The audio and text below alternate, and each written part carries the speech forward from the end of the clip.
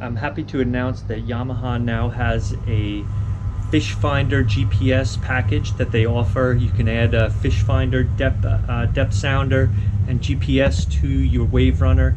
It's small, fairly compact, and pretty easy to install. I'm creating this video so that you have some guidance when you go to install your GPS and transducer mount. It's not done by the book, but it's how I would do it, and you may have your own variation, but hopefully this will give you some guidance. These are the items that come with the package offered by Yamaha, and I'll go through each of them and explain what they're for and how they're used. The kit comes with a Garmin Striker 4 GPS fish finder. It's a small compact unit, very lightweight, and that mounts into one of the cup holders in the front. This is the mount that it mounts to. It clicks right in place there, and then to remove it you would just press this down on the bottom and slide it out. This is going to mount to this ball mount here, made by Ram, and it will mount onto there with these screws that are provided. 3 screws. You have to line up the holes and then secure the nuts onto the back. Item that would need to be ordered if you ordered these separately. This ball mount is going to go into this part here, and that will hold it secure.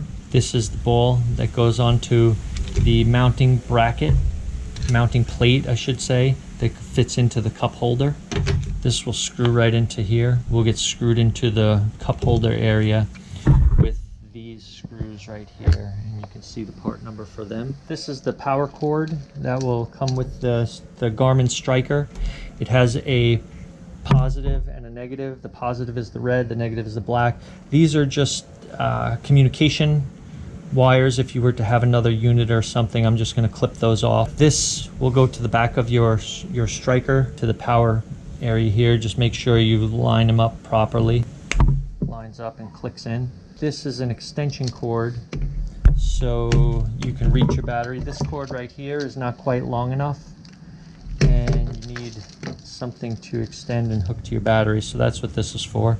These will hook to the positive and negative, and then this can just be clamped onto your power cable wires here. Your transducer cable is going to hook to the back of the Garmin, just as the power cable did, but on the other side. And once again, you want to make sure that they are lined up. There's a little tiny groove there, and you just find that groove inside of there, and that pops into place also. The transducer has a plate on the back of it, and also has screws in here that would allow you to adjust the depth of the transducer into the water. You want it to sit a little bit in the water so that it gives you a good picture, but not too far that it's giving you some drag on that side. These holes right here are pre-drilled on this plate and just mount up to the back of that swim step. Connections here that allow you to drill a hole into the WaveRunner. I'm not going to drill any holes.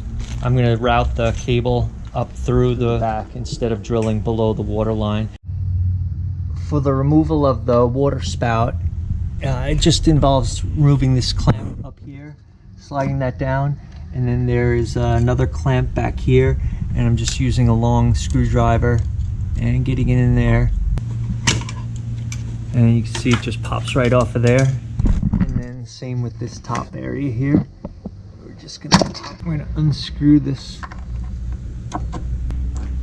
hole right here where you can just run that wire through. Cooler is mounted on the WaveRunner. It'll cover that up, and I'm not worried about it.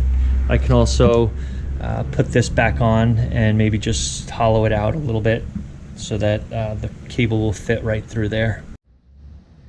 For the transom mount for this Garmin, the bracket is going to mount to this side of the step platform in the back, and this guy will mount over here as just a spacer. In order to mount the transducer, you've got to first remove this step platform here, and my son Aaron is unscrewing those 2 bolts. It'll come off right there, and the other 2 will need to come off the other side so that spacer will fit right in there. What you're looking at here is the swim step removed.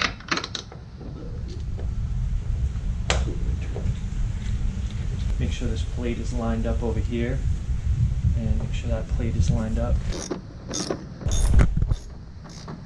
Securing these bolts, you'll need a 12mm socket, and because this is plastic here, you don't want to tighten them too tight, or you could crack it. So you just want to make it secure enough so that it's not going to loosen up. Allen screws that allow you to adjust the height and position of this transducer. You want it down and just maybe peeking out a little bit below the hull. And then your transducer can move up and down, and then you want to lock it into place. Now it's very secure, it's not going anywhere.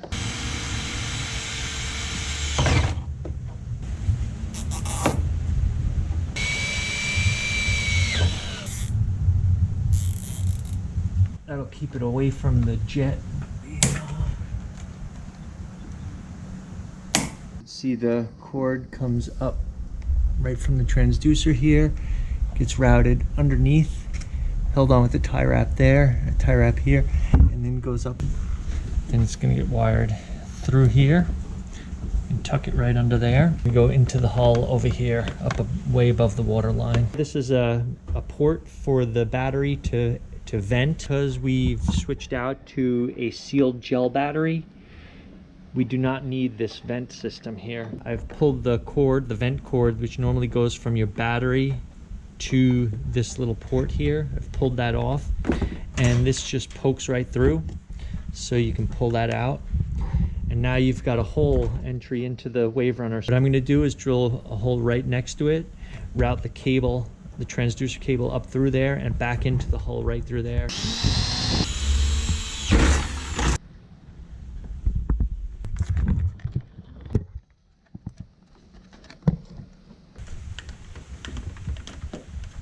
You need to run your cable for your battery and also the transducer cable, and the best way to get up to the head unit is to come through the hull with your wiring from the back all the way up through here, and then there is a entryway into the upper part of the WaveRunner, but you have to access it through this panel here. There are a few screws to take it off. There's one here and a few up, one here, and this whole panel will slide forward. Aaron's gonna show you how that pops right off. It's got grooves over here, so be careful that you slide in the forward direction when you're pulling it off. You can see that, how they hook onto there. Now if you peek under here, there's a boot, and there is a strap on that boot that's very tight that'll prevent you from threading those cables through there while the strap is on. So yeah, it's one of those cables that you just press a button and loosen up. You remove that, and you're able to feed your cables up through there, and there it is right there. That's the transducer. I'm going to take the battery cable, run it up from the front here, and feed it through there also. So there's, now we're going to take these two cables, and we're just going to route them up through here. They can come out here, or they can come out through the bottom of the cup holder if you just drilled that hole a little bit bigger.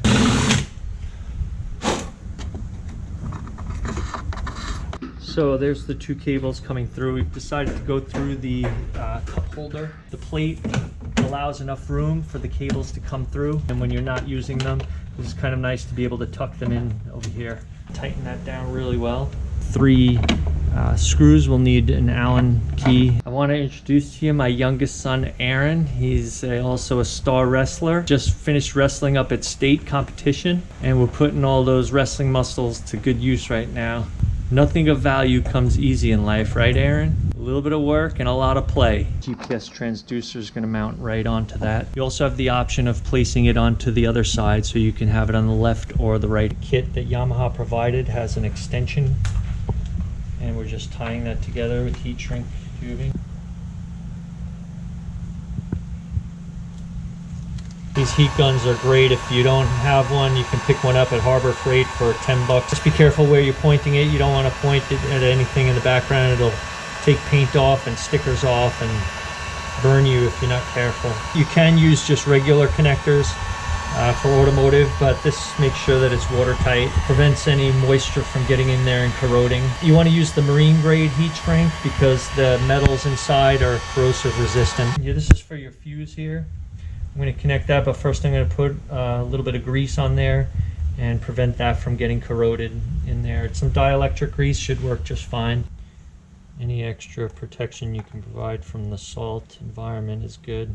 The wiring is neatly routed all through here, just using the existing tie wrap. It's best to keep your transducer cable separate from your power cable to avoid interference. So I ran the power cable down below and I ran the transducer cable up top. Power cable hooks right to the battery there, and the transducer cable comes up here, goes out the back over here, and exits the WaveRunner over here. Follow it down over here and right down to the transducer. This will go right onto that ram mount. It's kind of nice. You can turn this both ways. You can adjust this up or down or however you like. You want it off to the side. When setting up your Garmin unit, you want to select the correct transducer type. So you go to menu and then sonar setup and transducer type, and you hit enter, and it'll give you the choice of dual beam, dual frequency. This one that came with the unit is the Garmin dual beam transducer, so I'm going to leave it right on that one there. It gives you the depth sound in feet up here, and the GPS heading up here, and your speed up here. Also shows you a compass. And there it is, the Garmin Striker 4 GPS fish finder. Nice hat, Mars.